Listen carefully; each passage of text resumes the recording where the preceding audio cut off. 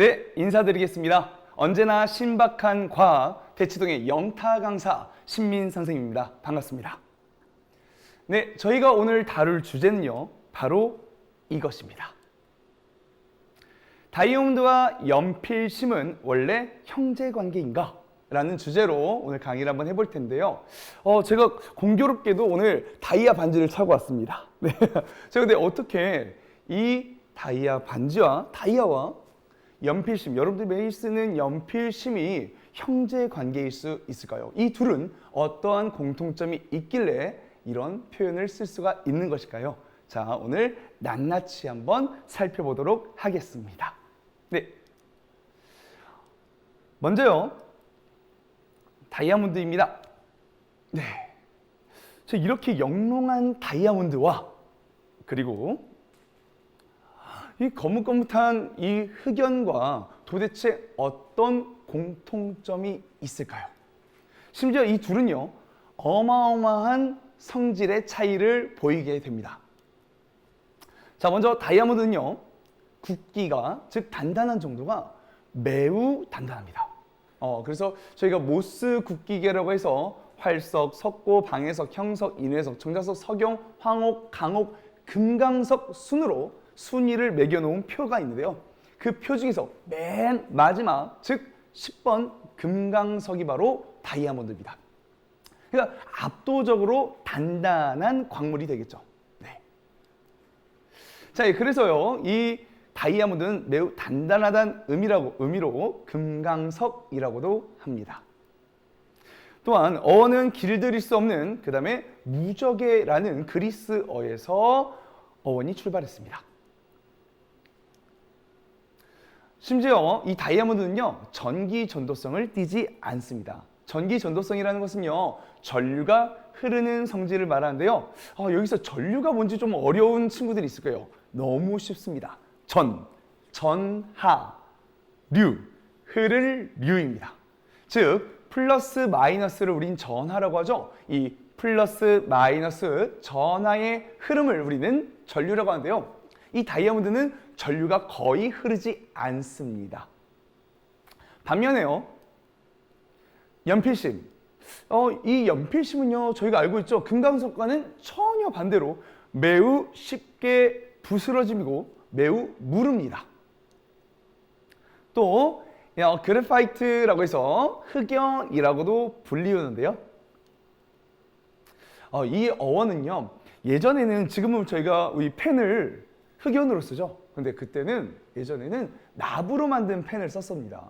그런데 이 납으로 만든 펜보다 검은색을 띈다고 해서 검은색을 내는 납이라는 의미로 흑연이라고 합니다. 검을 흑, 납, 연자를 쓰는 것이죠. 심지어요, 이 연필심은 다이아몬드와 정반대로 전기 전도성이 있습니다. 다른 말로 전류가 매우 잘 흐릅니다. 선생님, 전류가 뭐라고 했었죠? 맞아요. 전하의 흐름이라고 했는데요. 마이너스 전하, 즉 전자의 흐름이 존재합니다. 아니, 이렇게까지 다른 다이아몬드와 흑연이 왜 형제관계인가? 바로 그 본질이 같습니다. 선생님, 본질이 뭔가요?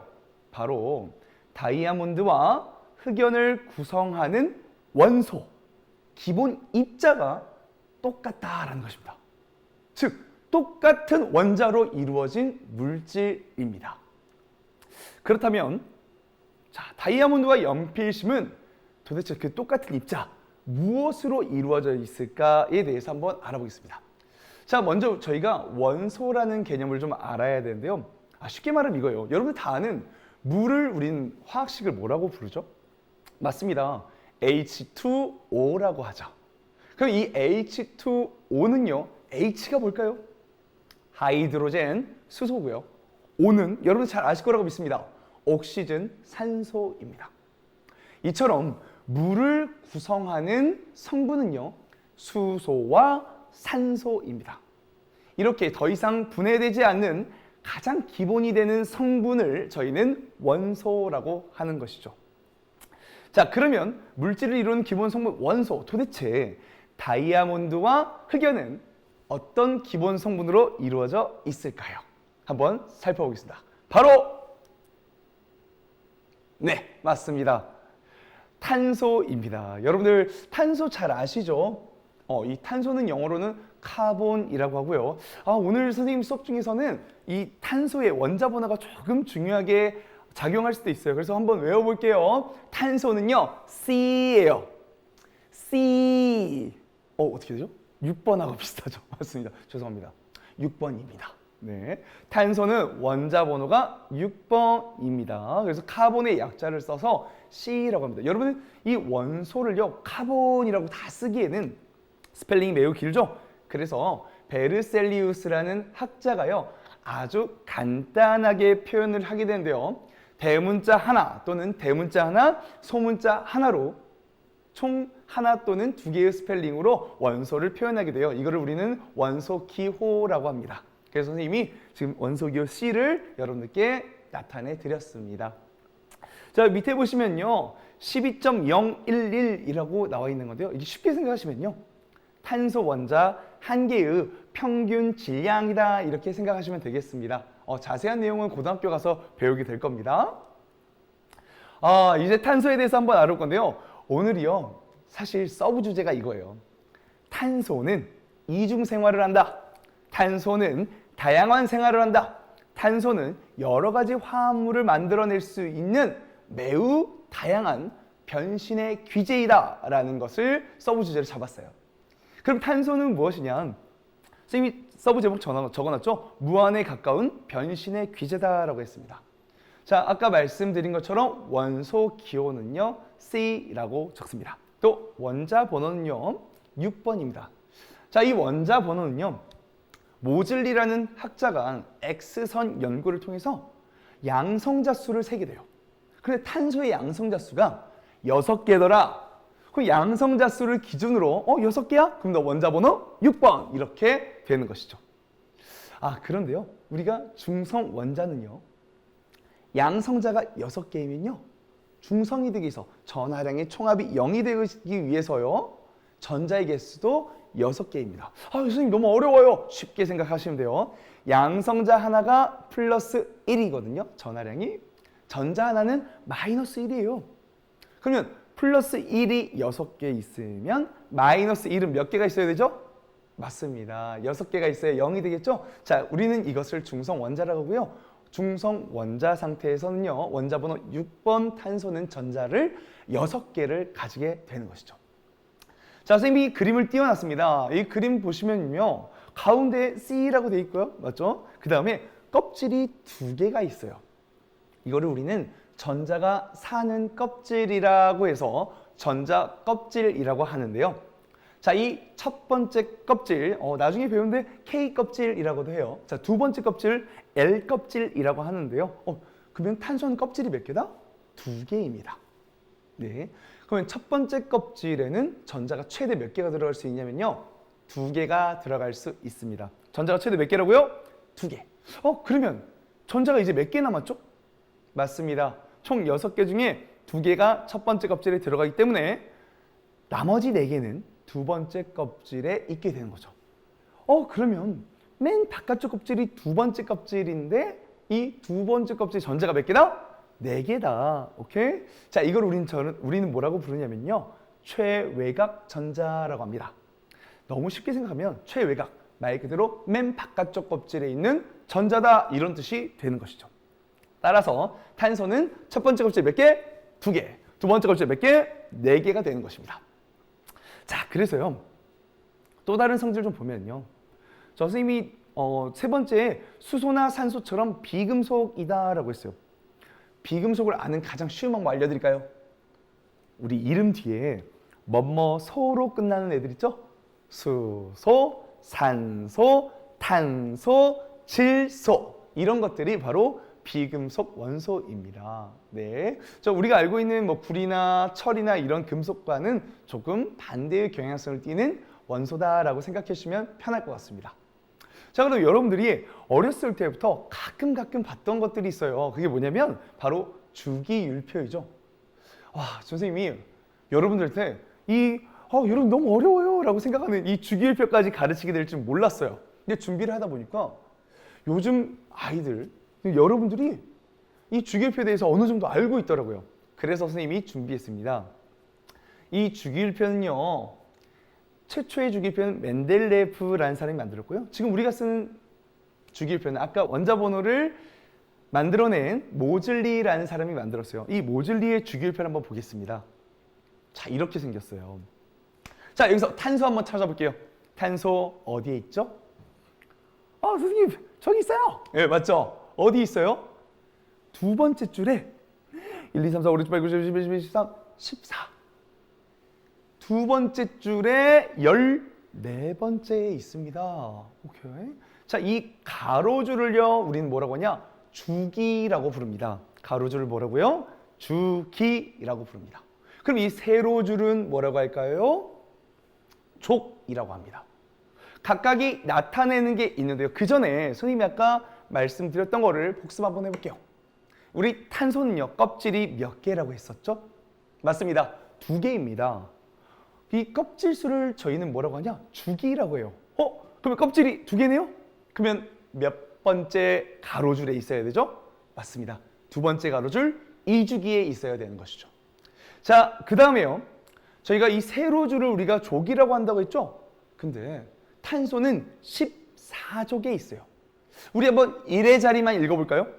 1의 자리만 읽어보면 탄소가 몇 개가 있다는 것을 알 수 있죠? 1의 자리만 죄송해요. 1의 자리만 한번 읽어볼까요? 1의 자리만 읽어보면은 4가 되겠죠? 이것은 무엇을 의미하냐? 맨 바깥쪽 껍질에 있는 전자, 아까 뭐라고 했죠? 맞습니다. 최외곽 전자를 의미합니다. 최외곽 전자가 몇 개다? 4개다. 와, 그럼 너무 쉽죠? 탄소는 껍질이 2개고 맨 바깥쪽 껍질의 전자가 4개이기 때문에 두 번째 가로줄 2주기, 14번째 세로줄 14족에 위치하게 되는 것이죠. 선생님, 너무 어려운 걸 너무 오랫동안 가르치는 거 아니에요? 다 이유가 있습니다. 자, 다시 가보면요. 자, 아까 최외곽 전자가 4개라고 했잖아요. 이 최외곽 전자들은요, 혼자 있을 때 화학 결합에 참여할 수 있습니다. 자, 그러면 최외곽 전자가 몇 개라고 했죠? 맞아요. 4개입니다. 4개이기 때문에 최대 몇 개의 결합을 참여할 수 있을까요? 4개의 결합을 참여할 수 있습니다. 선생님이 아까 말했죠? 사실 껍질은요, 방이 4개가 있어요. 방이 4개가 있는데 이 방 하나에 최대 2개의 전자가 들어갈 수 있습니다. 그런데요, 이미 2개가 들어가 있다면 반응에 참여할 수 없는데요. 이 탄소는요, 모든 방에 전자가 몇 개씩 있어요? 하나씩 있어요. 그래서 최대 4번의 결합을 참여할 수 있습니다. 결합을. 즉, 결합선을 4개나 형성할 수 있는 것이죠. 따라서 이 탄소가 중심이 돼서요, 여러 원소들을 끌어모읍니다. 그래서 아주 다양한 화합물들을 만들어낼 수 있는 것이죠. 자, 선생님이 좀 적어놨는데요. 이 탄소는요, 따라서 생물체에 존재하는 여러 가지 화합물의 중심 원자이자 골격, 뼈대가 되어줍니다.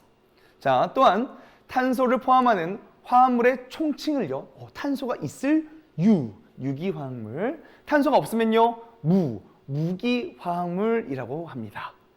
자, 그 다음에 이 탄소는요, 영어로 선생님이 카본이라고 읽는다고 했죠? 근데 카본은요, 목탄을 의미하는 그리스어 카보를 5번에 두고 있습니다. 잘 알겠죠? 자, 넘어가 보겠습니다. 아이고. 자, 선생님이 아까 결합선 최대 몇 개 형성할 수 있다고 했죠? 그렇죠. 4개입니다.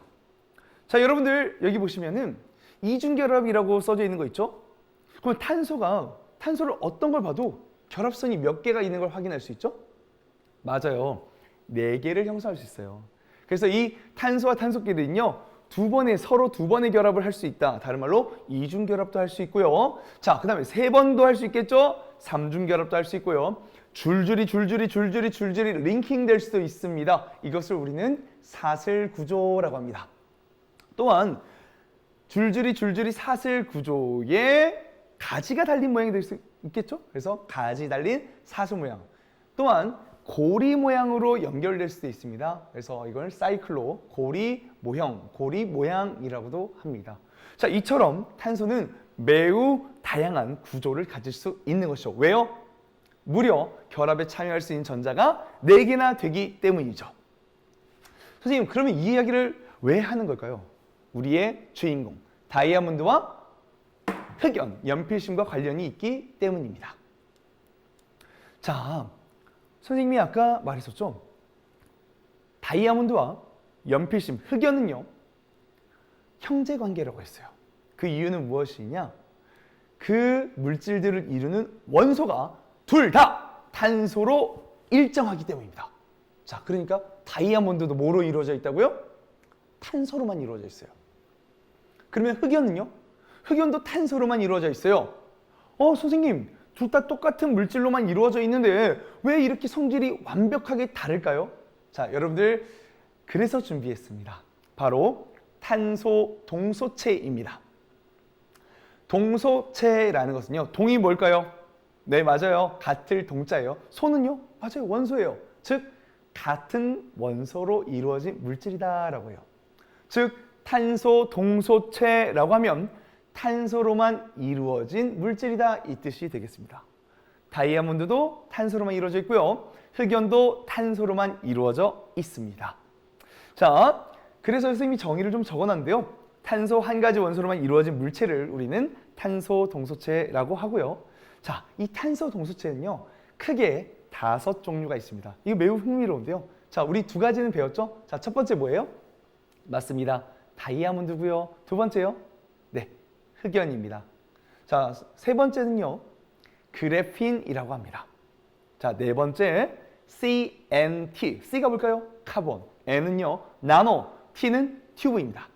즉, 한국어로 해석하면 탄소 나노 튜브라고 하는데요. 여러분들 자전거에도 많이 쓰고 있죠? 자전거 타이어. 탄소 나노 튜브.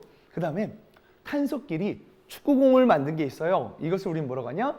플러렌이라고 합니다. 한번 외워볼까요? 5개. 준비, 시작. 다이아몬드, 흑연, 그래핀, CNT, 플러렌입니다. 이 5가지 물질은요, 오로지 탄소로만 이루어진 탄소 동소체입니다.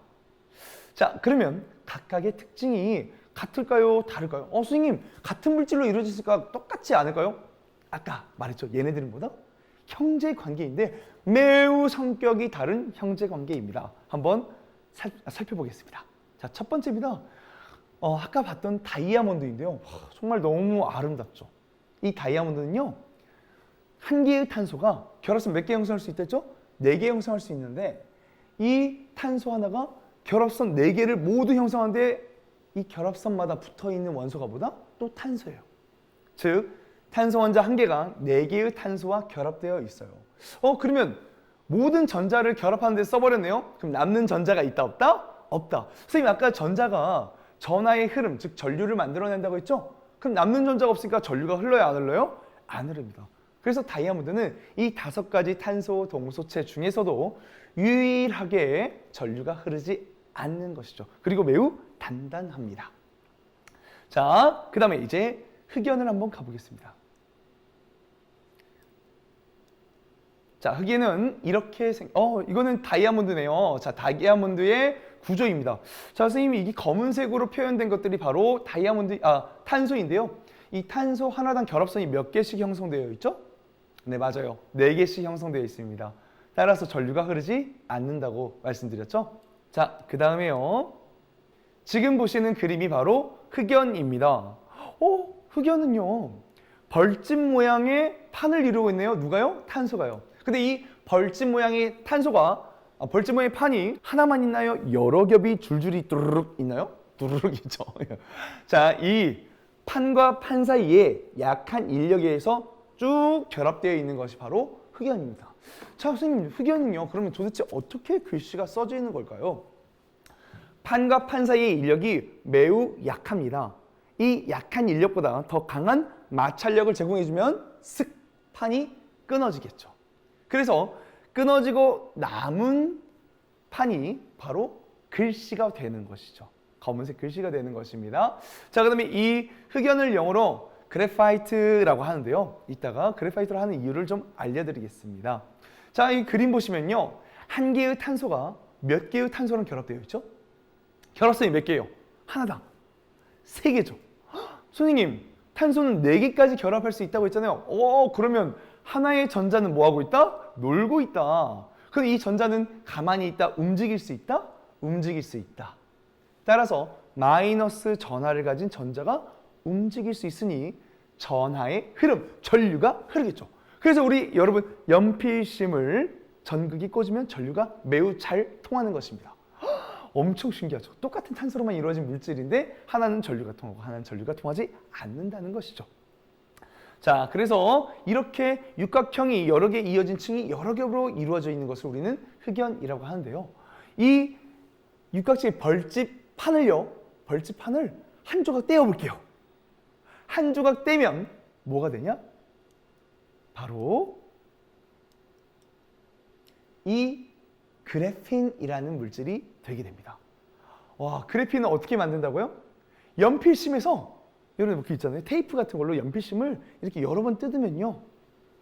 이 그래핀이 실제로 떨어져 나옵니다. 그래서 흑연의 한 층을 떼어낸 게 바로 뭐다? 그래핀입니다. 이거 엄청 신기하죠? 그러면 아까 다이아몬드하고 흑연이 너무 다른 성질을 가지고 있다고 했죠? 둘 다 탄소로만 이루어져 있습니다. 제가 비교하는 그림을 하나 준비해 놨어요. 여러분 어때요? 어떤 차이를 보이고 있나요, 지금? 맞아요. 똑같은 원소로 이루어져 있지만 결합선의 개수와 구조가 완전히 다릅니다. 자, 다이아몬드는요, 결합각이라고 해서 결합선과 결합선이 109.5도를 이루고 있습니다.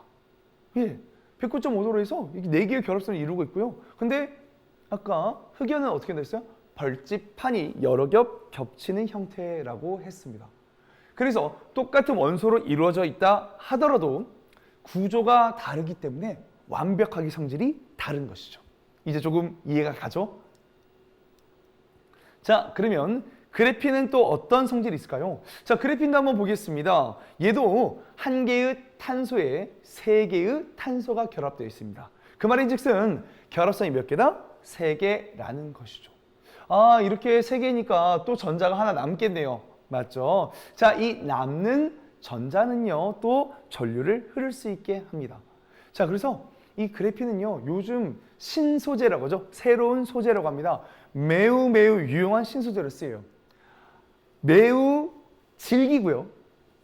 전기 전도성도 매우 큽니다. 따라서 여러분들 우리 구부러지는 휴대폰 화면 있죠? 이걸 OLED라고 하는데요. 이 OLED의 소재로 쓰는 게 바로 뭐다? 맞습니다. 그래핀이에요. 매우 소중한 존재죠. 자, 그런데 심지어 이 소중한 그래핀도 역시 어디에서 얻었다? 연필심에서 얻었다. 물론 그 공법이 매우 까다롭긴 하지만 연필심에서 얻을 수 있습니다. 자, 제가 선생님이 적어준 거 한번 읽어드리면요. 흑연의 층상구조 중 일부분이고요. 흑연으로부터 얻을 수 있다라고 적어두었습니다. 자, 그 다음 살펴볼 물질은요. 이 그래핀을요. 선생님, 그래핀이라고 하니까 조금 아까 흑연 이름하고 비슷하지 않나요? 맞아요. 왜? 그래파이트. 흑연으로부터 얻어냈기 때문에 그래핀이라고 하는 것이죠. 알겠죠? 자, 그 다음 물질은요. 이 그래핀을 돌돌 말아서 이 원통형 모양을 만든 게 있는데요. 우리 원통형 모양을 우린 뭐라고 하죠? 맞아요. 튜브라고 합니다. 그런데요. 이 사이즈가 매우 작아요. 우리 1m 알아요? 1m에 10의 마이너스 9승배. 나노라는 게요. n이 10의 마이너스 9승은요. 그 정도로 작은 단위의 입자라고 해서 탄소, 나노 튜브라고 합니다. 줄여서 CNT라고 하죠. 한번 보시겠습니다. 네, 이게 바로 이 원통형 모양의 튜브가 바로 CNT 탄소 나노 튜브예요. 이 그래핀을 돌돌 말아서 튜브 모양으로 만든 것이죠. 이해 가시죠? 자, 그런데 여기가 그림 한번 잘 볼까요? 이 원통형 모양의 탄소 하나당 또 탄소가 몇 개 결합이 됐어요? 3개예요. 왜요? 육각형이니까요. 맞죠? 자, 따라서 남는 전자가 하나 있어서 또 전류가 매우 잘 흐릅니다. 이것도요, 매우 질기고요. 강철보다도 훨씬 단단합니다. 그리고 또 전기 전도성이 구리보다도 훨씬 더 좋습니다. 그래서 매우 유용하게 쓰이고 있습니다. 선생님이 좀 적어놨는데요. 자, 현재까지 발견된 물질 중 가장 강력한 강도이다라고 되어 있고요. 철의 100배 이상의 강도를 가지고 있습니다.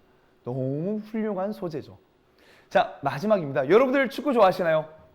맞아요. 이 탄소 가지고요, 축구공을 만들 수 있습니다. 오각형 12개와 육각형 20개로 축구공을 만들 수 있는데요. 이 오각형 20개, 육각형 20개의 꼭지점마다 탄소가 들어있는 물질을 우리는 플러렌이라고 합니다. 선생님, 이름이 너무 특이해요. 플러렌이 뭐죠?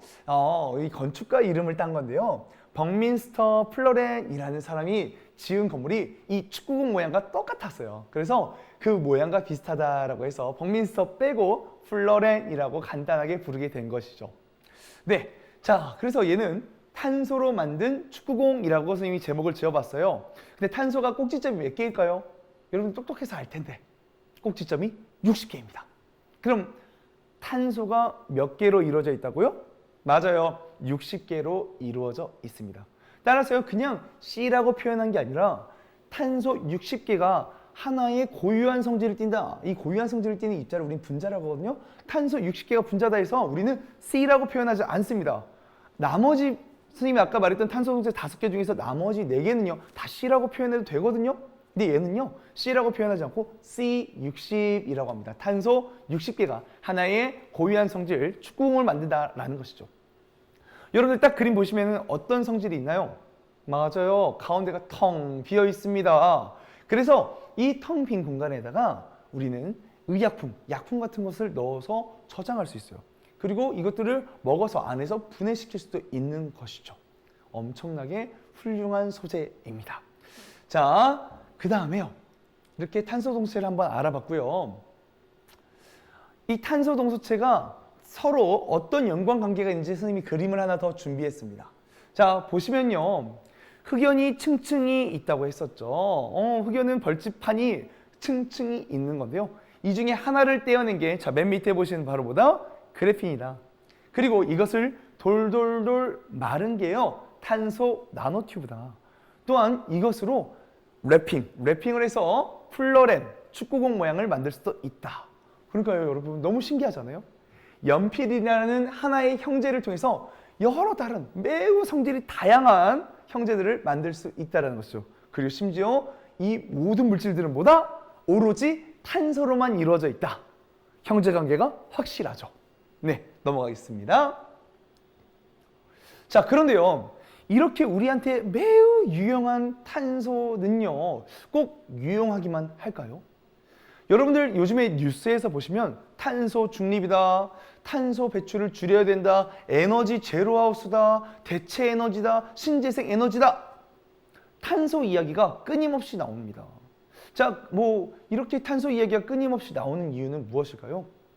맞습니다. 탄소로 이루어진 화합물들 중에서는요, 우리에게 매우 소중하고 유익한 이익을 주는 물질들이 대부분이지만 또 우리의 지구에게 악영향을 미치는 물질들이 있습니다. 자, 그래서요, 이 탄소가 우리에게 악영향을 주는 것들을 한번 살펴볼 텐데요. 자, 이제부터는 저희가 조금 반성도 하면서 봐야 돼요.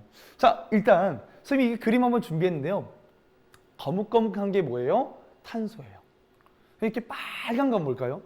네, 맞습니다. 이건 산소입니다. 그럼 탄소 하나, 산소 하나가 결합되어 있는 물질이죠. 따라서 CO 해서요. 산소가 하나다 해서 1산소죠. 소를 화로 바꿔주시면 돼요. 뒤에 거는요. 1산화탄소라고 합니다. 그럼 이 탄소는요. 일산화탄소의 중심 원자가 되죠. 그러면 이 일산화탄소에 대해서 한번 알아볼게요. 일산화탄소는요. 화학식은 CO라고 하고요. 여러분 하나를 뭐라고 하죠? 모노라고 합니다. 따라서 카본, 탄소, 모노, 하나, 옥사이드, 산소. 그래서 탄소와 산소 하나로 이루어진 물질 카본 모노옥사이드라고 말합니다. 그런데요. 이 일산화탄소는요. 우리 연탄 아세요? 맞아요. 연탄이나 석탄, 주로 이 고체 화석 연료를 태우면요. 완전하게 안정한 물질로 변하는 게 아니라 불안정한 물질로 변할 때가 있어요. 저희가 일반적으로 안정한 물질로 변한다는 것은 수증기와 이산화탄소를 의미하는데요. 근데 얘는 이산화탄소가 아니라 바로 일산화탄소예요. 그래서 연탄, 석탄 등을 태우면은 불완전 연소에 의해서 불완전 연소의 산물인 일산화탄소가 나오게 됩니다. 그럼 이 일산화탄소는요, 안정할까요? 왜 불완전 연소라고 하죠? 아직 반응이 끝나지 않았다라는 의미예요. 선생님 무슨 말이에요? CO라는 물질 자체가 매우 불안정해서 안정한 물질, CO2가 되고 싶다 이 뜻이에요. 그래서 또다시 반응이 일어나기 때문에 반응이 완전히 끝나지 않은 불완전 연소의 산물이다라고 표현하는 거죠. 그런데요, 이 일산화탄소가요, 우리 몸에 들어오면 어떤 영향을 줄까요? 한번 살펴보겠습니다. 자, 선생님이 써놨는데요. 헤모글로빈, 여러분들 혈액속에 있는 이 헤모글로빈은요, 안에 철 성분이 들어있습니다. 이 철 성분이 산소와 결합해서 산소를 운반하는 매우 소중한 역할을 하는데요. 이 일산화탄소가 헤모글로빈과 친화력이 산소보다 무려 몇 배요? 200배나 강합니다. 산소보다도 먼저 가서 헤모글로빈과 결합을 해버리는 것이죠. 자, 그러면요, 헤모글로빈은요, 산소와 결합할 수 없고요, 산소를 운반할 수 있을까요, 없을까요? 없겠죠. 자, 이래서 저희는 호흡 곤란 증세를 일으키고 심지어는 사망에 이르게 되는데요. 이것을 우리는 일산화탄소 중독이라고 합니다. 자, 일산화탄소 중독은요, 체내로 들어온 일산화탄소가 산소 대신 헤모글로빈과 결합하고 산소가 체내에 공급되지 못하면서 저산소증을 유발하게 되는 것입니다. 심할 경우 사망에 이르게 됩니다. 자, 그러면 이러한 일산화탄소가 우리한테 악영향을 주는데요. 선생님이 한번 모형을 한번 준비해 봤어요. 자, 여기 보시는 일산화탄소가요, 헤모글로빈과 먼저 결합을 해버리죠. 그러면 저기 파란색으로 표시된 게 바로 산소인데요. 산소와는 결합할 수 있다 없다? 없게 돼서 인체에 매우 치명적인 영향을 주게 되는 거죠. 선생님, 탄소가 좋은 것만은 아니네요. 탄소가요, 너무 다양한 화합물을 만들 수 있기 때문에 다양한 역할을 하는 것뿐이에요. 네, 우리가 그래서 일산화탄소는 주의해야 된다. 여기까지만 좀 알아두시면 되겠습니다. 자, 또 하나 준비했는데요. 사실 얘가 오늘 수업의 하이라이트일지도 모르겠습니다. 바로 여러분들 잘 아시는 이산화탄소입니다. 와, 이산화탄소는요, 빨간색이 몇 개 붙어 있어요? 2개 붙어 있죠. 아까 빨간색 뭐라고 했죠? 맞아요, 산소입니다. 그리고 가운데에 검은색을 우리는 탄소라고 하는데요. 탄소 하나에 산소가 2개가 결합되어 있어요. 자, 이제 심화학습 한번 해보겠습니다. 탄소는 결합선을 몇 개까지 형성할 수 있다고 했죠? 네, 맞아요. 4개입니다. 그러면 산소가 2개니까요. 양쪽에 몇 개씩 결합되어 있죠? 2개씩 결합되어 있겠죠. 그래서 이걸 이중결합이라고 하는데 탄소가 가운데 있고 양쪽 산소에 이중으로 결합되어 있는 구조를 하고 있습니다. 선생님, 그래서 이걸 구조식이라고 하는데요. 구조식도 한번 표현해 봤어요. 구조식 언제 배워요? 고등학교 2학년 화학 1 때 배웁니다. 여러분들 벌써 구조식을 배운 거예요. 이렇게 화학은 쉽습니다. 그렇죠? 자, 그러면 이산화탄소에서 한번 낱낱이 살펴보도록 하겠습니다.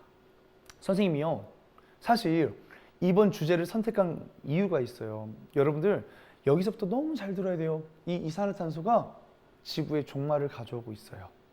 도대체 어떤 물질이길래 지구의 종말까지 거론하느냐? 한번 살펴볼게요.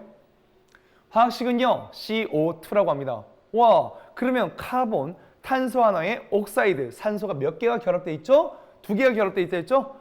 2개는요, 우리는 뭐라고 하냐? 다이라고 합니다. 다이. 자, 모노, 다이, 트라이, 테트라 순서죠? 알고 있죠?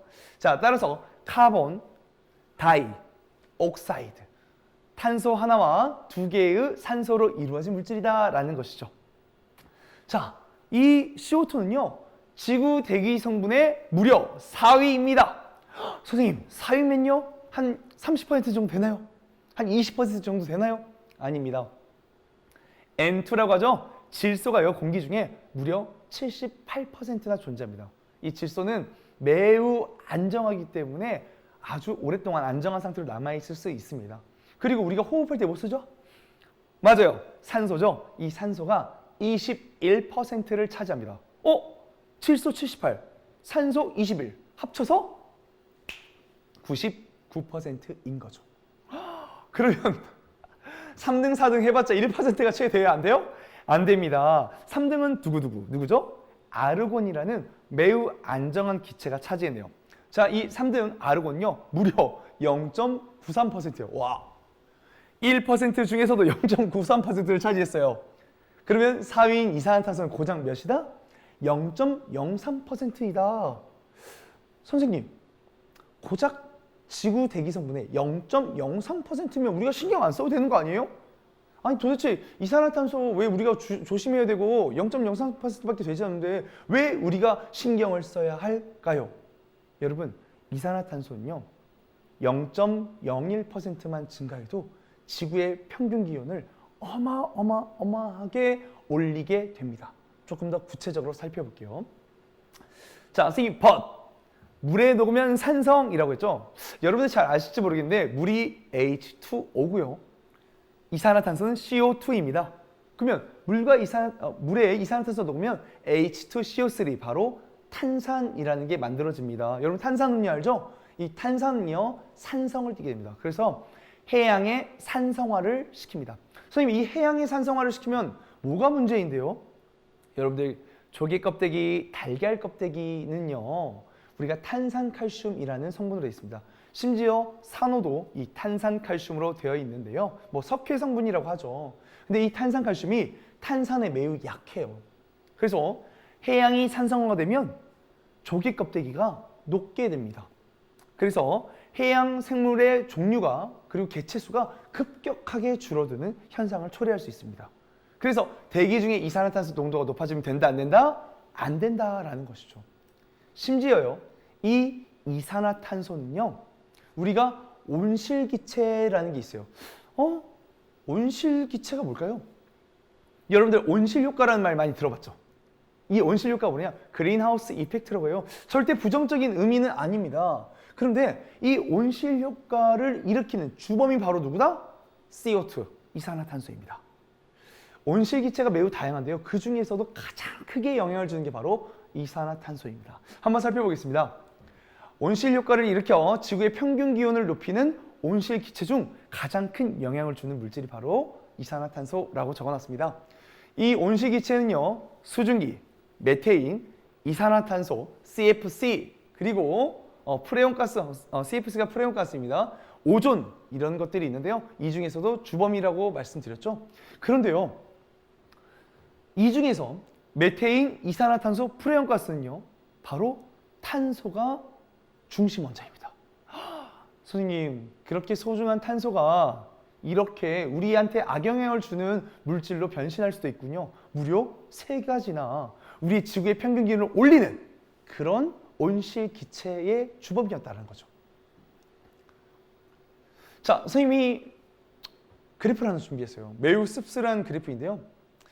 1960년도부터 2020년도까지입니다. 자, Y축에 보시면요, 카본 다이옥사이드, CO2의 농도를 표시한 거예요. 어떻게 되고 있죠? 계속해서 올라가고 있죠. 이처럼 산업화 이후에 우리는 CO2의 농도가 급격하게 증가하고 있습니다. 자, 선생님이 이 CO2의 농도하고 온도의 차이를 한번 살펴보려고 하는데요. 자, 선생님이 아까 말씀드렸죠? CO2, 이산화탄소의 농도가 높아지면 뭐가 생긴다고 했죠? 맞아요. 온실효과가 진행이 되고요. 이 온실효과가 장기간 지속되면 지구 지표의 평균 기온을 올리게 되는데 이걸 우리는 지구온난화라고 합니다. 실제로 선생님이 지금 나타낸 그래프를 보시면요. 온도가요. Y축이 온도입니다. 시간이 지나면서 온도가 급격하게 상승하고 있는 걸 볼 수 있습니다. 자, 그러면 이 온실효과와 지구온난화에 대해서 조금 더 자세하게 살펴보도록 하겠습니다. 자, 온실효과, 그린하우스 이펙트라고 하는데요. 이산화탄소와 같은 온실기체가 태양으로부터 들어오는 짧은 파장의 태양 복사 에너지. 뭐가 어려워? 좀 어려워. 맞죠? 자, 여러분들 아주 쉽게 설명해 드릴게요. 태양으로부터 오는 에너지는요, 주로 가시광선입니다. 이 가시광선 영역대는요, 파장이 짧아요. 그러니까 에너지가 비교적 적외선에 비해 센데요. 그래서 대기를 투과해서 들어옵니다. 그러면 지구가 데워지겠죠? 이걸 우리는 태양 복사 에너지라고요. 우리가 깡통을 데우면 깡통 주변이 따뜻하죠. 그렇듯이 지구도 데워진 다음에 주변으로부터 열을 방출하게 되는데요. 이걸 지구 복사 에너지라고 합니다. 근데 이 지구 복사 에너지는 에너지가 약한, 즉 파장이 긴 적외선 영역대로 방출하게 돼요. 근데 이 적외선 영역대에 방출된 에너지는요, 온실기체, 수증기, 이산화탄소, 프레온가스, 오존, 메테인 등이 흡수를 해요. 야, 너 빠져나가지 마 하고 흡수를 합니다. 그리고 뭐 한다? 다시 밑으로 재방출을 해요. 여러분 생각해 볼까요? 100만큼 받았으면 100만큼 내보내야만 지구의 평균 기온이 유지가 되겠죠? 그런데 100만큼 받아서 100만큼 방출하려고 했는데 얘네가 다시 뱉어내요. 다시 열을 방출한다고요.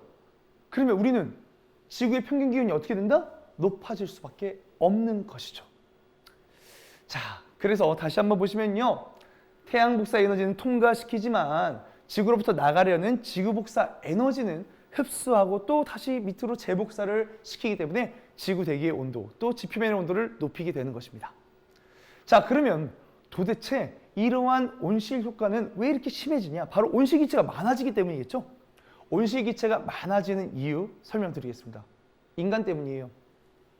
우리 인간이 산업화 이후에요, 화석 연료를 어마어마하게 많이 쓰게 됩니다.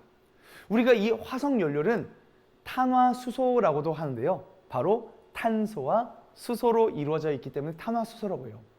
그러면 이 탄화수소, 즉 화석 연료를 태우게 되면 뭐가 발생한다? CO2, 이산화탄소 기체가 매우 많이 발생하게 돼요. 또한 메테인도 발생하게 됩니다. 즉 온실기체가 어마어마하게 발생되게 되는 것이죠. 자, 그래서 선생님이 정리했습니다. 이 화석연료, 탄화수소, 탄소화합물을 사용하면 온실기체가 매우 많이 생성되고요. 근데 산업화 이후에 지속적으로 다량의 온실기체가 대기로 배출되어 왔던 거죠. 화석연료를 너무 많이 사용해서. 따라서 온실효과가 커지고요. 지구의 평균 기온이 올라가게 된 것이죠. 이제부터 이 온실효과 그리고 지구온난화가 심해지면 어떤 일이 벌어지는지 우리가 현상을 한번 살펴볼 건데요. 21세기 말 지구의 평균 기온은 3.7도씩 상승하고 해수면은 무려 63cm가 상승할 것이다 라고 해놨어요. 그러면요, 해수면이 상승하면 어떻게 되죠? 그래요, 우리가 살 수 있는 땅이 줄어들어요. 맞죠? 자, 왜 해수면이 상승될까요? 빙하가 녹고 있기 때문입니다. 평균 기온이 높아지죠? 빙하가 녹아요. 빙하가 녹으면 물이 많아지죠? 해수면이 63cm나 상승하고요. 우리가 살 수 있는 땅은 무려 5%나 줄어들게 되는 것이죠. 따라서 5%가 침수될 것이며 지구의 지표 온도가 상승함에 따라서 다수의 지역에서 폭염의 발생 빈도와 그 다음에 계절 간의 강수량과 기온의 차이가 더욱 커질 것이라는 것입니다.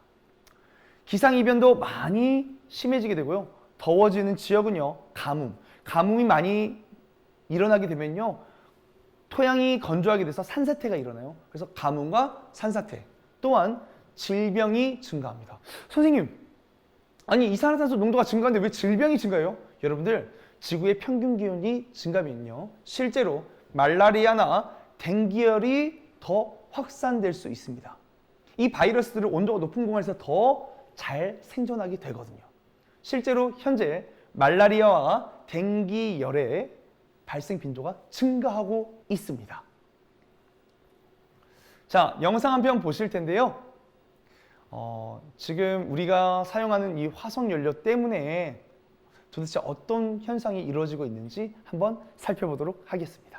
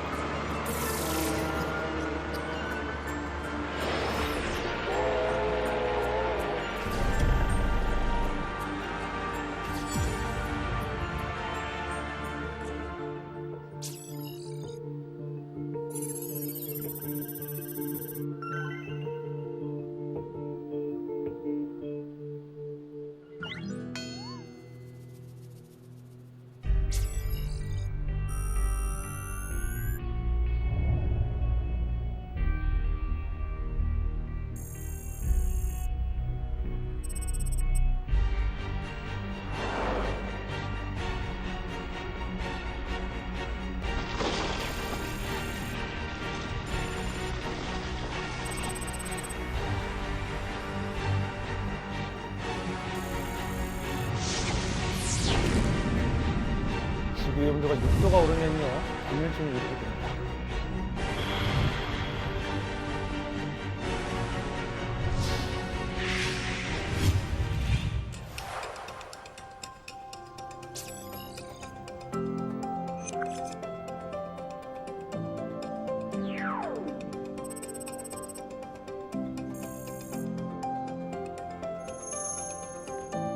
지금 우리가 겪는 이 지구온난화는 더 이상 우리가 방관해야 될 대상이 아니라 극복할 수 있는 대상이라는 것입니다.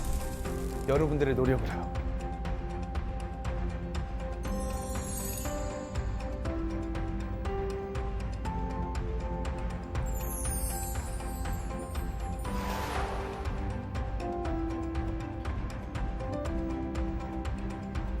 지금 보시는 건 유엔 환경개발회의라는 것인데요. 온실기체 감축을 목표로 전 세계가 힘을 모으는 과정입니다. 자, 이렇게 한번 영상을 한번 살펴보셨는데요. 어때요, 여러분? 북극곰 2도만 올라도 40%가 멸종한대요. 자, 선생님이 조금 더 이야기를 진행해 볼게요. 여러분, 우리 지구의 나이가 46억입니다. 그런데요, 이 46억 년 동안 고작 대멸종은 딱 5번 일어났습니다. 여러분들 공룡 중생대 때 멸종한 거 알고 계시죠? 근데 그게 그러한 대멸종이 5번밖에 없었어요. 그리고 최고의 대멸종은 3번째 대멸종, 그 다음 공룡이 죽은 5번째 대멸종이에요. 3번째 대멸종은요, 고생대 말 약 2억 5,200만 년 전이고요. 자, 그 다음에 5번째 대멸종은요, 약 6,600만 년 전입니다. 공룡이 멸종한 것이요. 그런데 우리는요, 앞으로 6도만 오르면 그 짧은 기간에 대멸종에 이를 수 있다라는 것이죠. 지구 역사상, 아니요, 우주 역사상 가장 빠른 대멸종의 주기를 맞이하게 될 것입니다. 그러면 우리는 어떤 노력을 해야 될까요? 자, 우리가 지구온난화를 어떻게 해결할 수 있을까? 선생님, 저는 이산화탄소를 감축할 수 있는 능력이 없어요. 할 수 있습니다. 여러분들의 작은 실천이 우리 지구를 살릴 수 있게 되는 것이죠. 자, 여러분들 자동차 많이 타시죠? 근데 저희가 대중교통을 이용하는 것만으로도요, 일주일에 하루만 이용해도 연간 71그루의 나무를 심는 효과와 같다고 합니다. 여러분들, 나무는 뭘 하죠? 맞아요. 이산화탄소와 물을 흡수하고 빛에너지를 흡수해서 산소를 생산해내죠. 포도당과 산소를 생산해내요. 즉, 이산화탄소는 흡수하고 산소를 내뱉게 되는 것이죠. 그러면 이 식물이 많아야 이산화탄소의 농도가 줄어들고 산소의 농도는 증가하게 되는데요. 우리가 일주일에 한 번만 대중교통을 이용하더라도 71그루의 나무를 심는 효과와 동일한 효과를 갖게 됩니다. 여러분들, 대중교통 이용할 수 있겠죠? 자, 그 다음에요, 친환경 용품을 사용하자. 여기서 말하는 친환경 용품은요, 별게 없습니다. 요즘에는 나라에서 이 친환경 제품 표시 마크를 하죠. 그런 것들 여러분들 사서 쓰시면 돼요. 얘네들은요, 탄소 배출량을 매우 획기적으로 감소시키는, 또는 탄소 배출량이 제로에 가까우는 제품들을 의미해요. 이런 제품들 많이 이용해 주시면 되겠습니다. 자, 그 다음에는요, 나무 심기인데요. 여러분들, 식목일 있죠? 국가에서 여러분들 막 놀고 게임하고 그러라고 식목일을 지정한 게 아니에요. 여러분들, 지구를 생각하고 나를 생각하고 후손을 생각하고 부모를 생각해서라도 저희는 나무 심기를 해야 됩니다. 자, 이 나무를 심으면 선생님이 아까 어떻게 된다 했죠? 이산화탄소는 감축, 산소는 증가시킬 수 있게 되는 것이죠. 자, 마지막으로요, 대체 에너지를 이용하는 것입니다. 자, 이 대체 에너지는요, 신재생 에너지라고도 합니다. 새롭고 다시 반복 사용 가능하다라고 해서 신재생 에너지라고 하는데요. 자, 우리 에너지 제로하우스 이런 것들 많이 들어봤죠. 에너지를 우리가 화석연료를 사용해서 쓰는 게 아니라 최대한 아껴서 재활용하고 다시 써서 실제로 소모되는 에너지가 제로에 가깝게 만들자라는 게 바로 에너지 제로 하우스예요. 이렇게 대체 에너지, 신재생 에너지, 에너지 제로하우스를 적극 활용함으로써 우리가 지구온난화를 막을 수 있겠습니다. 자, 선생님이 준비한 강의는 여기까지고요. 선생님의 홈페이지를 적어놨어요. 여러분들 기타 문의사항이 있으시면 언제든지 연락 주시고요. 우리 모두 지구를 살리는 아름다운 학생들이 되도록 합시다. 지금까지 영타 과학 강사 신민이었습니다. 감사합니다.